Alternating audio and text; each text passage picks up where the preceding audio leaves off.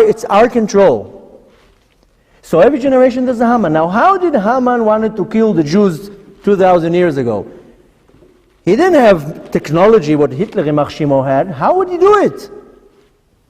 He wanted to kill Mordechai. Mordechai was the tzaddik of the generation, where the source of our power comes from the tzaddik of our generation. And amazingly, you see that how did Haman wanted to kill Mordechai?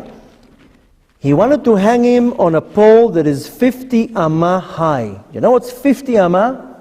That's like a 17-story building. Why can't you just hang him on a little pole? Why do you need 50 amah? So Haman was very, very smart. He knew he cannot kill millions of people. He didn't have armies. He didn't have concentration camps or trains. How would he kill them? How would he kill the entire nation? He says, I'm going to go from the back door. I'm going to kill their leader. Now, I'm not going to kill him physically. I'm going to take him to the 50th gate of impurity. He knew that in Mitzrayim, that in Egypt, we were sunk into 49 gates of impurity. That we know that if they would stay one more day and fall into the 50th gate of impurity, they can't leave Mitzrayim anymore. They're gone. Haman said, I'm going to take the leader of the generation and I'm going to hang him on the 50th gate of impurity. If I'm going to have possession, if I'm going to have control over their tzaddik, then they're all going to be my slaves. Why? We see how it started. How did the whole thing started? That all the Jews, they went to this feast and they started mingling and assimilating and partying. Half a year feast. Can you imagine half a year party? And for half a year they were mingling with each other. No, she's a nice girl. They were assimilating. So Haman had control, and he knew if he's going to control the top, then he's going to be able to control everybody. He doesn't need to kill their bodies. Hitler, Yimach Shemo, wanted to kill our bodies.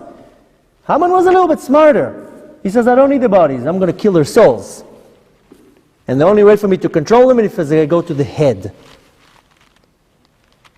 Amazingly, every time that we read the Megillah and we say the name Haman, what do? Start going crazy. In some congregations, the minhag is only when you say Aman Ha'agagi. What's the Hagagi? What's Hagagi? Is that his last name? No.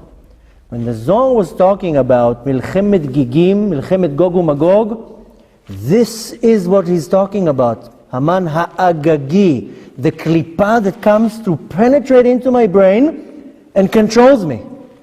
The exact same power of impurity that controlled them in Egypt 3,300 years ago, that convinced them that they're good where they are. It convinced them, you're good, you have a business, you have money, you have a house.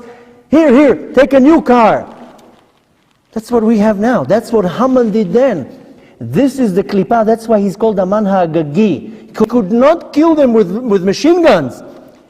He could control their mind. By controlling their mind, he puts them in a state of exile. They don't believe in God. They don't want to do Torah and mitzvahs. They assimilate. They kill their neshama. That's what Haman wanted. He wanted to kill our soul. He says, I don't need the body. Who cares about the body? Let me kill their souls. And every generation, this Haman comes to kill our soul. He doesn't care about the body. And you know how he kills it in our generation? The screens. You are magnets. You are glued to the screen. I don't need to tell you what the screen brings you to do. It takes you away from your source. So I was looking now to this direction.